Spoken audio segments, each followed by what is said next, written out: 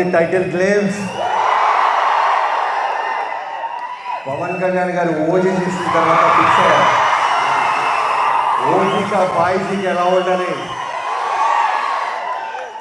So OG ఎలా ఉంటే ఓజీగా బాయ్జీగా మన సైడ్ నుంచి ఫ్యాన్స్ అందరం కలిసి ఏదో చేయాలని ఒక ఎక్స్ట్రాడినరీ క్వాలిటీ ఫిల్మ్ తీసాము.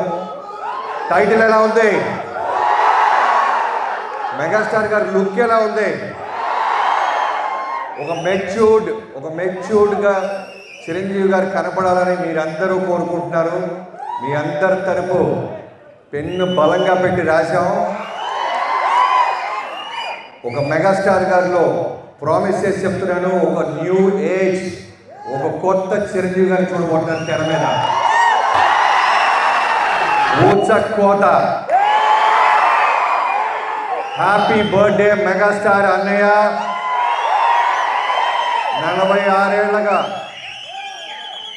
ఇండస్ట్రీని రూల్ చేస్తూ ప్రేమని పంచుతూ ఏ బ్యాక్గ్రౌండ్ లేకుండా ఎక్కడో మొగల్తూరు నుంచి వచ్చి కొన్ని వందల మందికి, వేల మందికి, లక్షల మందికి ఉపాధి కల్పిస్తూ, హోపుని కల్పిస్తూ, ఇంటి పేరు లేకపోయినా పర్వాలేదు, క్యాష్తో సంబంధం లేదు, ఒక్క ఆలోచన ఉంటే చాలు, కసి ఉంటే చాలు, తెర మీద మనం కూడా ఒక మెగాస్టార్ అవ్వచ్చని నిరూపించిన మెగాస్టార్ గారికి మనస్ఫూర్తిగా హ్యాపీ బర్త్డే అన్నయ్య.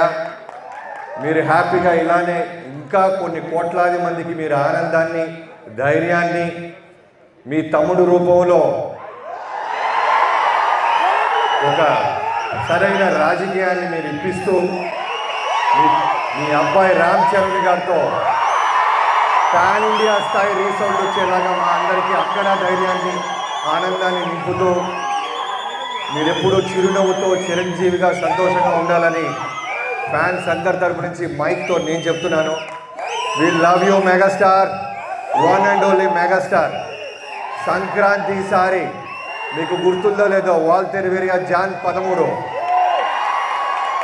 చిరంజీవి గారికి బ్లాక్ బస్టర్ అది ఇదని రాస్తున్న టైంలో కొడితే వాంచట్ రికార్డ్స్లో నా పేరు ఉంటాం కాదు, నా పేరు మీద రికార్డ్స్ ఉంటాయని చరిత్ర మళ్ళీ తిరిగి రాసిన మెగాస్టార్ గారికి అదే జాన్ 13న వస్తున్నాం. ఈసారి పండగ మెగాస్టార్ మయం. అందరికీ థ్యాంక్ యూ సో మచ్. అందరూ బెస్ట్ క్వాలిటీ ఇంకా మీ సెల్లులో కూడా ఉంటుంది, అందరు చూడండి. Enjoy the cinema.